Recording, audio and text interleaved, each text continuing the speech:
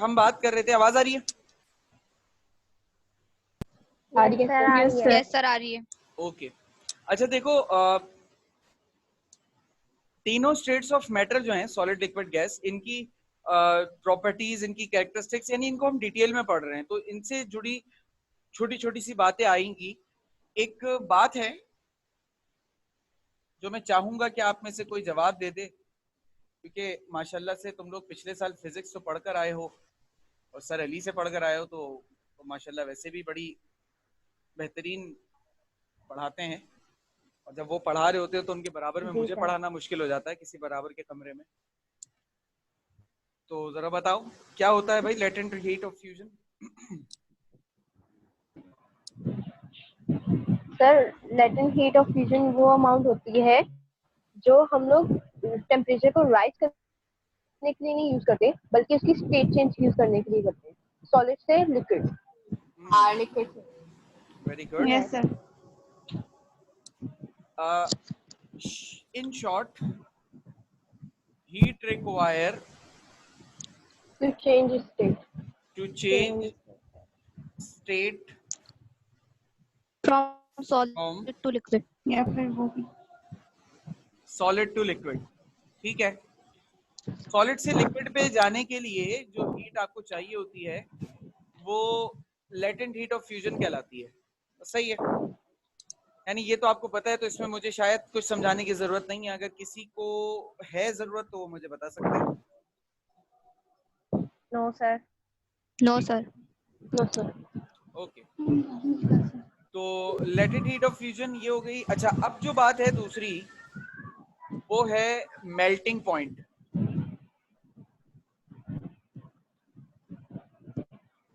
तो what is melting point? वो point के बाद सॉलिड लिक्विड में चेंज होता है। Temperature at which solid changes to liquid। सही है ना? वो टेम्परेचर जिस पे सॉलिड लिक्विड में बदल जाए उसे हम मेल्टिंग पॉइंट या मेल्टिंग टेम्परेचर कहते हैं उस सॉलिड का। तो बस यही दो बातें थी पढ़ने की आज, तो कुछ भी नहीं है बस। इसके बाद हमारा क्या कह रही हो? बातें करें ये बोला ना तुमने? यस सर, वही हमने यही बोला। लड़कियों के पास इसके अलावा कोई और काम होता है क्या? यस सर, बहुत होता है। आपने कहा और कुछ है ही नहीं पढ़ने के लिए, टाइम तो बहुत है। लेकिन बेटा वो मैंने मुहावरतन कहा था कि और कुछ है नहीं पढ़ने के लिए। इसका ये मतलब थोड़ी है कि मुझे वाकई कुछ नहीं पढ़ाना आज। सर आप स्टार्ट करा दें लिक्विड। नहीं बेटा वो आज तो नहीं कराऊंगा। ओके। तो सर हम क्या वाटर पंप के साथ आ गए? वाटर पंप के साथ आपने नहीं, कहा था ना वाटर पंप से पीछे हो। सर आप एक्स्ट्रा क्लास ले लेना। लेंगे जी सर। लेंगे। कल तो असल में मेरा काफी बिजी शेड्यूल है, कल का इरादा यस सर, आपकी मर्जी है। मंडे ट्यूसडे वेडनेसडे कोई क्लास होती है क्या तुम लोगों की? जी सर, इंग्लिश और bio. English and maths. English और आपके बात तो टाइमिंग क्या होती है इंग्लिश और मैथ्स की? सर 4:30 से 6:15। और सर हमारी तो 3:45 से 4:30 है। बायो वालों बायोलॉजी की वेडनेसडे वाली दिन भी होती है। जी। लास्ट जो क्लास मतलब मंडे वेडनेसडे को मुझे बताओ कि बायो और इंजीनियरिंग दोनों के बच्चे किस वक्त फ्री होते हैं? 4:45 से 4:30 तो हमारी बायो की होती है। 4:45 से 4:30 बायो तो थर्सडे फ्राइडे सैटरडे में होती है ना? हमने ना चेंज करवा दी। नहीं सर पढ़ाते थे थर्सडे फ्राइडे सैटरडे, हमने कहा 3 क्लासेस हो जाती हैं तो मंडे ट्यूसडे वेडनेसडे करते हैं। यस, हमारी जब तक ऑनलाइन हो रहा है ना तब तक वो मंडे ट्यूसडे वेडनेसडे पढ़ाएंगे। अच्छा समझ गया। तो अच्छा बायो की क्लास होती है 4:45 से 4:30, फिर 4:30 के बाद नहीं होती, 5:30 तक नहीं होती। नहीं सर वेडनेसडे का पूछ रहे हैं। नहीं, वेडनेसडे को फिर 5:30 से 6:15 तक होती है Yes, क्लास, sir, या maths की। 6:10 तक मैथ्स की। अच्छा 5:30 से 6:10 तक मैथ्स की होती है, बस सही है। फिर एक काम करते हैं, हम अपनी क्लास सर वेंसडे को कंडक्ट करेंगे। मैं वेंसडे को फ्री होता हूँ 6 बजे वाटररूम की क्लास लेके। आप लोग तकरीबन 6:10 पे फ्री होते हैं, तो 6:15 बजे हम इंशाल्लाह अपनी क्लास स्टार्ट करेंगे, 6:15 6:20 पे। सही है? ओके सर, 6:20 कर लें सर। 6:20 कर लें, चलो 6:20 कर लिया। और बोलो। Yes sir. ठीक है, 6:20 Yes. Wednesday, coming Wednesday. अच्छा एक बात और, मुझे याद दिला देना कि मेरी क्लास है उस दिन। ठीक है। एक दिन पहले मैं सर मैसेज कर देंगे ग्रुप पे। बेटा एक दिन पहले करने का फायदा नहीं है, उस दिन करना। असल में मैं क्लास रख के भूल भी जाता हूँ। सर 6 बजे कर ओके। देंगे। हाँ जी ठीक है। सर। ठीक है सर, कर देंगे। तो बस मुझे वेंसडे को याद दिला देना। खैर, असल जो बहस होनी है, मैंने कहा था कि पढ़ने में आज इन दो बातों के अलावा कुछ नहीं है, लेकिन इस बात में बहस है थोड़ी सी। तो उस बहस पर आ जाते हैं, factors affecting melting point. Melting point पर वैसे तो दो फैक्टर्स अफेक्ट करते हैं। एक Yes, होता sir. है इम्प्यूरिटी का, जो हमने पढ़ना है, और एक होता है प्रेशर का, जो हमने पढ़ना है। तो आपके हिसाब से अगर किसी सॉलिड में इम्प्यूरिटी होगी, अगर, तो क्या उसका मेल्टिंग पॉइंट बढ़ जाएगा, कम हो जाएगा, क्या क्या इफेक्ट, क्या क्रिएट होना चाहिए? अगर इम्प्योर I होगा think तो बढ़ेगा। हाँ सर मुझे बढ़ने या कम होने का नहीं पता, लेकिन जो सब्सटेंस होगा उसका जो, अगर कोई भी मतलब मेल्टिंग पॉइंट होगा वो चेंज हो सकता है, आगे पीछे हो सकता है, तो लेकिन चेंज होगा, चेंज ये होगा, पता है मुझे। चेंज होगा, लेकिन बढ़ने या कम होने का नहीं आगे पता। पीछे हो सकता है। ठीक है। अब थोड़ा सा हाँ, इसी इसका बात को, अंदाजा नहीं है। अब इसी बात को थोड़ा सा कॉन्सेप्चुअली सोचते हैं कि क्या होना चाहिए। देखो, असल में मेल्टिंग पॉइंट में होता क्या है? मेल्टिंग पॉइंट का जो कॉन्सेप्ट है मेल्टिंग का, वो ये है कि अगर ये सॉलिड है जिसके अंदर पार्टिकल्स बहुत टाइटली पैक हैं एक दूसरे से, ठीक है, अगर ये एक सॉलिड है जिसके अंदर पार्टिकल्स बहुत ज्यादा टाइटली पैक हुए हैं एक दूसरे से, तो मेल्टिंग का कॉन्सेप्ट ये है कि हम इसकी जो ये पार्टिकल्स की फोर्स ऑफ अट्रैक्शन है, इस फोर्स ऑफ अट्रैक्शन को खत्म कर दें किसी जरिए से, और ये पार्टिकल्स के दरमियान जरा दूरी पैदा हो जाए, जो अट्रैक्शन है इनकी अट्रैक्शन खत्म हो जाए, और जो एक दूसरे को चिपका के बैठे हैं ये एक दूसरे से दूर हो जाए। मेल्टिंग का कॉन्सेप्ट ये है, ठीक है। इस फोर्स ऑफ अट्रैक्शन को खत्म करना मेल्टिंग का कॉन्सेप्ट है। अब अगर मैं कह रहा हूं कि कोई इंप्यूरिटी है, फॉर एग्जाम्पल ये एक सॉलिड है जिसके दो एटम्स हैं, और इन दो एटम्स के, आपको पता है सॉलिड में जो एटम्स होते हैं वो टाइटली पैक होते हैं एक दूसरे से। इन दो एटम्स के बीच में यहां पर कोई इंप्यूरिटी आ गई है, कोई इंप्यूरिटी है। अब अच्छा, यही दो सॉलिड अगर हम इनको भी एक और बार ड्रॉ कर लें, बिना इंप्यूरिटी के, यानी कि इस केस में बिना इंप्यूरिटी के और इस केस में इंप्यूरिटी के साथ है, ठीक है। तो अब मुझे आप में से कोई इस चीज को, इस सिनेरियो को देखकर ये बता सकता है कि यहां पर फोर्स ऑफ अट्रैक्शन ज्यादा होगी या यहां पर फोर्स ऑफ अट्रैक्शन ज्यादा होगी? यानी एक केस में इंप्यूरिटी है और एक में नहीं इसी है। वाले में ज्यादा होगी। इर्जा बेटा, आपकी Impurity जिसमें आवाज आ नहीं रही है। है। इर्जा काइंडली बेटा माइक म्यूट करें या किसी ऐसी जगह बैठे जहां आवाज ना हो। मुझे ऐसा लग रहा है आपके पीछे से आवाज। दूसरे वाले में फोर्स ऑफ अट्रैक्शन ज्यादा होगी। ज्यादा होगी, यस, जी सर, दूसरे क्योंकि वाले उसमें में। Yes, sir. इम्प्योरिटी जिसमें नहीं है। हाँ सही। अच्छा, सब इस बात से एग्री करते हैं कि सर दूसरे में फोर्स ऑफ अट्रैक्शन ज्यादा होगी और पहले में नहीं? जी सर। सब Yes, एग्री कर sir. रहे हैं? कोई ऐसा पहले जो इसमें डिसएग्रीमेंट रखता हो, जो डिसएग्री कर रहा हो कि नहीं ऐसा नहीं होता? कोई भी नहीं? चलो ठीक है। No sir. अच्छा, अगर इसको प्रैक्टिकली No, मैं sir. समझाने की कोशिश करूं तो ये ऐसे है, जैसे मिसाल के तौर पर मैं, ये दो मार्कर्स हैं और इन दो मार्कर्स को ऐसे जोड़ने की कोशिश कर रहा हूं यहाँ पर ग्लू लगाकर, ठीक है। इन दोनों मार्कर्स को यहाँ पे ग्लू लगा के जोड़ने की कोशिश कर रहा हूं, लेकिन उस जोड़ने के दौरान मैं यहाँ पे क्या करूं, मैं यहाँ पर कुछ मिट्टी के जर्रात डाल दूं और फिर जोड़ूं। सही है, ये यहाँ पर केस कुछ इस तरीके का है। ठीक हो गया। या इन मार्कर्स को मैं जोड़ चुका हूं ग्लू लगाकर, लेकिन अब मैं क्या करूं, मैं कोई रस्सी का टुकड़ा लूं और उस रस्सी के टुकड़े को यहाँ बीच से पेनिट्रेट करने की कोशिश करूं, इसके अंदर ना यूं घुसाने की, दबाने की कोशिश यस सर। तो ये इम्प्योरिटी ने काम यहाँ पर कुछ ऐसे ही किया हुआ है। तो आप लोगों ने मुझे कहा कि सर दूसरे वाले में फोर्स ऑफ अट्रैक्शन ज्यादा होगी और इस वाले में सर फोर्स ऑफ अट्रैक्शन कम होगी। इसको ऐसे भी समझ सकते हैं कि मिसाल के तौर पर सर ये आपकी वीडियो अटक रही है। वीडियो अटक रही है, अभी भी अटक रही है। और यस आवाज भी हैंग हो रही है। Yes sir sir. आपके जो सिग्नल है वो रेड आ रहा है। Yes sir. भाई अब फिर ओके ठीक हो गया। अच्छा जी, अब जैसे मैं एक मिसाल दे रहा था कि मिसाल के तौर पे ये दो मैग्नेट्स हैं, ठीक है। अगर ये ऐसे करके मैं इनको करीब लाऊंगा तो ये जुड़ गए, लेकिन अब मैं क्या करूं, मैं ऐसे करके एक सब्सटेंस इनके बीच में रखूं और उसके बाद इन दो मैग्नेट्स को करीब लाने की कोशिश करूं। तो पहले ये जो बिल्कुल टाइटली एक दूसरे से चिपक रहे थे, अब ये वैसे नहीं चिपकेंगे इस वाली कंडीशन में। ऐसा ही है? Yes sir. ठीक है। यस तो सर। अब मुझे बताओ कि अगर किसी सॉलिड में इम्प्योरिटी होगी तो उसका मेल्टिंग टेम्परेचर कम होगा या बढ़ेगा? लो होगा। होगा, कम इम्प्योरिटी होगा। होगी, कम होगा। इम्प्योरिटी के होने से मेल्टिंग पॉइंट कम हो जाएगा। लो होगा, कम कम होगा। होगा। Okay, very good. तो melting point will be lower. Melting point क्या हो जाएगा भाई? कम हो जाएगा, क्योंकि इम्प्योरिटी की वजह से जो एटम्स के दरमियान की फोर्स ऑफ अट्रैक्शन है वो कम हो जाएगी। जब फोर्स ऑफ अट्रैक्शन कम हो जाएगी तो उस फोर्स ऑफ अट्रैक्शन को तोड़ने के लिए आपको जो मेहनत करनी होगी ऑब्वियसली वो भी कम हो जाएगी।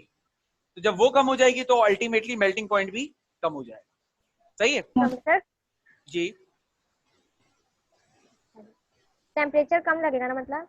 हाँ, टेम्परेचर कम लगेगा मतलब। ठीक है। अच्छा, अब आ जाते हैं दूसरी बात पर, जो है कि प्रेशर। प्रेशर। सर के प्रेशर का क्या इफेक्ट होगा? तो प्रेशर का इफेक्ट आप लोग मुझे बता सकते हैं कि अगर मैं किसी सॉलिड के ऊपर प्रेशर इंक्रीज करता हूं तो व्हाट विल हैपन? वो जल्दी इंटरमॉलिक्यूलर मेल्ट होएगी। कम हो जाएगी और वो दूर एक दूसरे से भागेंगे सर मॉलिक्यूल, तो वो जल्दी मेल्ट हो जाएंगे। देखो, दो तरह के सॉलिड्स होते हैं। एक वो सॉलिड्स होते हैं जो सॉलिड से जब लिक्विड स्टेट में जाते हैं, ठीक है ना, तो वो एक्सपेंड होते हैं। ठीक है। और कुछ ऐसे सॉलिड्स होते हैं जो सॉलिड से जब लिक्विड स्टेट में जाते हैं तो वो कॉन्ट्रैक्ट होते हैं। मतलब कहने का ये है कि सॉलिड स्टेट में होंगे तो जो जो उन्होंने वॉल्यूम घेर के रखा होगा, पहली कंडीशन में क्या होगा, अगर मिसाल के तौर पे मेरे पास एक सॉलिड है जिसका वॉल्यूम है फॉर एग्जांपल 10 सेंटीमीटर क्यूब, जब उसी सॉलिड को मैं मेल्ट करके लिक्विड में लेकर जाऊंगा तो उसका वॉल्यूम 10 से बढ़कर हो सकता है 12 हो जाए, 15 हो जाए, कुछ भी हो जाए, लेकिन 10 से बढ़ जाएगा। पहला केस ये है। दूसरा केस क्या है कि मेरे पास कोई सॉलिड है जिसका वॉल्यूम है 10 सेंटीमीटर क्यूब, और जब मैं उसको हीट करके लिक्विड स्टेट में लेके जाऊंगा तो लिक्विड स्टेट में जाने पर उसका वॉल्यूम 10 से कम होकर 8, 5, 4, 3, 2, 1 कुछ भी हो सकता है, लेकिन 10 से कम हो जाएगा। ये दो केस है। ठीक है। तो नीचे वाला केस कैसे पॉसिबल है? नीचे वाला केस कैसे पॉसिबल है बेटा? नीचे वाला केस ऐसे पॉसिबल है कि जो ऐसे लिक्विड्स होते हैं उनकी जो इंटरमोलिकुलर फोर्स ऑफ अट्रैक्शन होती है ना, वो बहुत ज्यादा होती है। लाइक हनी, यानी उनकी विस्कोसिटी बहुत ज्यादा होती है। जैसे बहुत गाढ़ा लिक्विड होगा ना कोई, यस ये बात सर। उसके लिए एप्लीकेबल होगी। एक ऐसा लिक्विड जो थोड़ा सा फ्लूइडिटी, जिसके अंदर फ्लूइडिटी हो, यानी कि वो थोड़ा सा हल्का हो, बहने वाला हो, उसमें ये चीज पॉसिबल नहीं है। बहुत गाढ़े चीज में ये पॉसिबल है। ठीक है। और ऐसे पानी क्या कह रही हो? जो पानी जो है वो सॉलिड तब्दील होता है, बर्फ बनता है, तो उसका वॉल्यूम कम होता है या बढ़ता है? Ice is less denser. Ice is less denser than water. It means कि आइस का वॉल्यूम कम होता है as compared to water. इसमें कंफ्यूज। हाँ तो सर इसमें तो हम लिक्विड से उसमें जा रहे हैं ना। किसमें? हमने सुना है कि जब चीज बर्फ बनती है तो वो ज्यादा उसका वॉल्यूम बढ़ जाता है। नहीं, वॉल्यूम कम जिस हो तरह जाता है। कोल्ड ड्रिंक, जिस तरह कोल्ड ड्रिंक जब उसमें बर्फ जमती है ऊपर तक उसका मुंह भर जाता है। यस सर, इसकी जो वाटर की जो वो होती है ना, उलट होता है ना बाकी लिक्विड से। बेटा वो एनोमेलस बिहेवियर ऑफ वाटर अलग चीज है और डेंसिटी का मामला अलग चीज है। मैं यहाँ पे डेंसिटी का कॉन्सेप्ट अच्छा दे रहा हूँ। डेंसिटी, यस ठीक सर है। डेंसिटी से। डेंसिटी के वॉल्यूम Fine. के रिस्पेक्ट से, डेंसिटी के वॉल्यूम के रिस्पेक्ट से आइस का वॉल्यूम कम होता है और वाटर का वॉल्यूम ज्यादा होता है। यस सर, वो तो पता है। ठीक है, वाटर का शिट। वाटर की डेंसिटी तो वो यार हाँ भाई, आवाज आ रही है? सर आ यस गया। सर आ रही है। यस Yes, सर आ sir. रही है। हाँ, क्या बात कर रहा था मैं? सर जी, नहीं सर कुछ नहीं। ओके। तो बात हो रही थी भाई, दो तरह के सॉलिड जो लिक्विड बनने पर कुछ एक्सपेंड होते हैं, कुछ कॉन्ट्रैक्ट होते हैं। बेटा वो सॉलिड्स जो लिक्विड बनने पर एक्सपेंड होते हैं, ठीक है, यहाँ से इसको रब कर रहा हूँ, वो सॉलिड्स जो लिक्विड बनने पर एक्सपेंड होते हैं, अगर हम उन पर प्रेशर अप्लाई करते हैं, हाई प्रेशर अगर उन पर करते हैं तो उनका मेल्टिंग पॉइंट बढ़ जाता है। ठीक है। और वो सॉलिड्स जो कॉन्ट्रैक्ट होते हैं, अगर उनके ऊपर प्रेशर बढ़ाते हैं तो उनका मेल्टिंग पॉइंट कम हो जाता है। यानी सर सिर्फ आइस यानी वाटर ही है जो जिनका लो हो जाता है मेल्टिंग पॉइंट। प्रेशर अप्लाई करने पर। Yes sir. हाँ, आइस का लो होता है बट उसका रीजन थोड़ा सा अलग है। और असल जो मसला है ना, आइस और वाटर के केस को हम बिल्कुल ही अलग स्टडी करते हैं, क्योंकि आइस और वाटर में आपको पता है कि वो एनोमेलस बिहेवियर आ जाता है। बताया मैंने एनोमेलस बिहेवियर का? नहीं सर, मैट्रिक में पढ़ा था। हाँ, मैट्रिक में पढ़ा है। चलो मैं भी बताऊंगा अभी जब हम उसमें आएंगे ना, चैप्टर 2 लिक्विड पर आएंगे तो बता दूंगा, या 4 में पढ़ा दूंगा। तो एनोमेलस बिहेवियर जो आपने पढ़ा है ना, वाटर में चूंकि एनोमेलस बिहेवियर होता है तो एनोमेलस बिहेवियर की वजह से ना बहुत सारी हरकतों में वाटर उल्टी सीधी हरकतें करता है। मतलब बहुत सारे प्रॉपर्टीज में वो इंसानियत शो नहीं करता, हैवानियत दिखाता है, उल्टे सीधे काम करता है। तो वाटर के केस को थोड़ा सा अलग रखते हैं। वो लिक्विड जो एक्सपेंड होते हैं, वो सॉलिड जो लिक्विड बनते हुए एक्सपेंड होते हैं, उनका प्रेशर, उनका अगर प्रेशर बढ़ाएंगे तो उनका मेल्टिंग पॉइंट बढ़ जाएगा। ठीक है। और वो लिक्विड्स जो सॉलिड जो लिक्विड बन के कॉन्ट्रैक्ट होते हैं, उन पे अगर प्रेशर बढ़ाऊंगा तो उनका मेल्टिंग पॉइंट कम हो जाएगा। अब इसके पीछे क्या रीजन है? इसके पीछे एक बहुत सिंपल सा रीजन है यार। देखो, एक बॉयज लॉ पढ़ा था ना पिछले साल, क्या था याद है? Yes sir. क्या था? Yes sir. क्या था बॉयज लॉ क्या था? जो वॉल्यूम होता है वो इनवर्सली प्रोपोर्शनल होता है प्रेशर के, प्रेशर से, और कांस्टेंट प्रेशर और कांस्टेंट टेम्परेचर रहता है। हाँ चलो ठीक है, अब तुम लोग इतना कह रहे हो तो हम टेम्परेचर भी कांस्टेंट रख देते हैं बस। Yes sir. लेकिन ये लॉ तो अप्लाई हो रहा है गैस पर, और यहाँ तो बात ही हीट की हो रही है, तो टेम्परेचर कांस्टेंट कैसे रखूंगा? है ना? तो इसलिए इस बात को खारिज कर देते हैं। ठीक है, लेकिन कॉन्सेप्ट तो अप्लाई कर सकते हैं ना यार। इस लॉ के मुताबिक जब भी हम किसी भी गैस के ऊपर प्रेशर अप्लाई करेंगे या तो उसका वॉल्यूम कम हो जाएगा। यानी कि if you increase pressure then it volumes will decrease, if you decrease pressure then its volume will increase. ऐसा ही है ना? ओके। Yes sir. अब देखो, अगर कोई सॉलिड लिक्विड पे जाते बार एक्सपेंड हो रहा है तो एक्सपेंड होने का क्या मतलब है कि उसका वॉल्यूम बढ़ रहा है। ऐसा ही है ना? वॉल्यूम बढ़ रहा है। अब बढ़ते हुए वॉल्यूम को, मतलब वॉल्यूम बढ़ रहा है। देखो, प्रेशर और वॉल्यूम एक दूसरे के दुश्मन है, समझ लो। ठीक है, प्रेशर और वॉल्यूम एक दूसरे के दुश्मन है। अब यहां पर वॉल्यूम बढ़ रहा है और वहां प्रेशर भी बढ़ रहा है। प्रेशर बढ़ेगा तो वो वॉल्यूम को बढ़ने नहीं देगा। सही है? ये बात समझ में आ रही है कि प्रेशर बढ़ेगा तो वो वॉल्यूम को बढ़ने नहीं देगा। और यहां पर ख्वाहिश क्या है इस सॉलिड की कि वो अपने वॉल्यूम को बढ़ा ले। तो ये जो बढ़ाता हुआ प्रेशर होगा ये उसकी ख्वाहिश को पूरा होने देगा या नहीं? नहीं नहीं नहीं होने नहीं देगा सर। ना। जब ये बढ़ता हुआ प्रेशर उसकी ख्वाहिश को पूरा नहीं होने देगा तो वो बोलेगा चल जा भाई, मैं मेल्ट भी नहीं हो रहा। सही है? वजह समझ में आ गई कैसा क्यों होता है? और यस सर, लेकिन हाँ आप बोलिए। तो हो मॉलिक्यूल क्या मॉलिक्यूल्स की इमेज बताएंगे कैसी हो जाएगी? आई मीन मतलब जैसे आप हीट, आपने ऊपर जो फिगर बनाई है उसमें आपने हीट दी उनको तो वो मेल्ट हो गए, सही है। तो इसमें आप प्लीज बताएं कि वो जब हम उन पर प्रेशर अप्लाई करेंगे तो वो क्या करेंगे जिसकी वजह से वो मेल्टिंग पॉइंट का हाई हो जाएगा?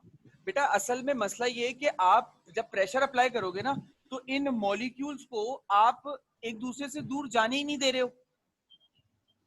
ओके, सही है? एक दूसरे सही से बात, दूर हाँ। जाएंगे तो लिक्विड में आएंगे ना। अब आप दूर ही नहीं जाने दे रहे, उनको फोर्स लगाकर प्रेशर लगाकर रोक दिया है तो ये दूर जाएंगे। बस ये वाली चीज है। और यहाँ पर कॉन्ट्रैक्शन वाले मामले में कुछ ही सॉलिड्स हैं जो कॉन्ट्रैक्ट होते हैं लिक्विड बनते वक्त। मुझे उनके नाम तो फिलहाल अभी जहन में नहीं है, इसलिए मैं कोई एग्जांपल इसकी दे नहीं पाऊंगा अभी। देखना पड़ेगा एग्जांपल मुझे। वैसे ऐसे सॉलिड्स सर एक्सपेंड वाले की दे दें। एक्सपेंड में तो बहुत सारे हो सकते हैं यार।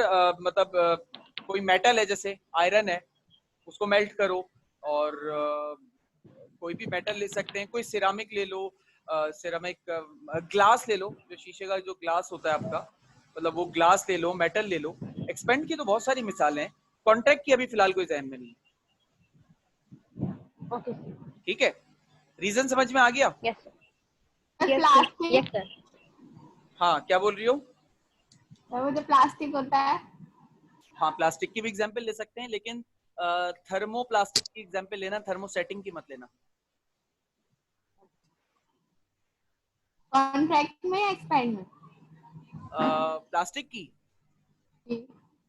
प्लास्टिक की जो बेटा जो थर्मोसेटिंग प्लास्टिक होता है ना, वो तो डिस्ट्रॉय हो जाता है जब आप उसको हीट करते हो, तो वो डिस्ट्रॉय हो जाता है। कॉन्ट्रैक्ट थोड़ी होता है, वो डिस्ट्रॉय होता है। यानी कि आप अगर शॉपिंग बैग की बात करो या आप बात करो फॉर एग्जांपल जो प्लास्टिक की बॉटल्स आती हैं, उनको अगर आप हीट करते हो तो वो आप बोल रहे हो, आप बोलोगे आपको लग रहा है कि वो सुकड़ रहे हैं, वो सुकड़ नहीं रहे, वो डिस्ट्रॉय यस सर। डिस्ट्रॉय हो जाता है। और कुछ प्लास्टिक्स ऐसे होते हैं जिनको आप हीट करते हो तो वो पिघल जाते हैं। तो ये दो प्लास्टिक की टाइप्स थी जो आपने 9 में भी पढ़ी थी, चैप्टर 18 में, थर्मोप्लास्टिक्स एंड थर्मोसेटिंग प्लास्टिक्स। तो जो थर्मोसेटिंग प्लास्टिक होते हैं ना, वो एक बार शेप बनने के बाद उनको अगर आप दोबारा हीट करते हैं तो वो बजाय रीशेप होने के वो डिस्ट्रॉय हो जाते हैं। और थर्मोप्लास्टिक्स होते हैं जो बार बार हीट हो सकते हैं। ठीक है? अच्छा, melting point of ice decrease on applying pressure. Ice का मेल्टिंग पॉइंट डिक्रीज होता है प्रेशर अप्लाई करने पर। क्यों? मेल्टिंग पॉइंट डिक्रीज होता है प्रेशर अप्लाई करने पे? हाँ, क्योंकि वो कॉन्ट्रैक्ट हो रहा होगा, सॉलिड से लिक्विड जाते हैं। वो कॉन्ट्रैक्ट नहीं होता। मैं वही तो कह रहा हूँ, वाटर में सारी उल्टी सीधी हरकतें हैं, वो कॉन्ट्रैक्ट नहीं होता। देखो वो जो एनोमेलस बिहेवियर है ना, वो क्या है कि 0 से 4 तक, 0 डिग्री से 4 डिग्री तक इसको हीट करो तो ये क्या होगा? कॉन्ट्रैक्ट होगा। सही है? 4 डिग्री से लेकर, ये नजर नहीं आ रहा होगा नीचे, 4 डिग्री से लेकर 0 डिग्री पर इसको ठंडा करो तो ये एक्सपेंड होने लग जाएगा। Yes sir. ये सारी पंचायत की वजह से वाटर के अंदर उल्टी सीधी हरकतें होती हैं। जेन्युइनली जो है ना, अगर आपसे कोई पूछे कि यार आइस की डेंसिटी ज्यादा होती है वाटर की, तो जेन्युइनली आपका जवाब यही होना चाहिए कि आइस की डेंसिटी कम होती है, वाटर की ज्यादा होती है, तभी बर्फ पानी के ऊपर तैरती है। वाटर की ज्यादा होती है। ठीक है? अच्छा, वो डेंसिटी ज्यादा होने की क्या वजह है सर? डेंसिटी ज्यादा होने की बेटा वजह सिर्फ ये है कि आइस का जो वॉल्यूम होता है वो कम होता है और वाटर का जो वॉल्यूम होता है वो ज्यादा होता है, लेकिन आइस का मेल्टिंग पॉइंट प्रेशर बढ़ाने पर कम होता है। तो वो इस वजह से होता है क्योंकि ये जो ये वाला जो फैक्टर आता है ना, ये वाला फैक्टर, इस फैक्टर की वजह से ये कम हो जाता है, यानी कि एनोमेलस बिहेवियर की वजह से कम होता है।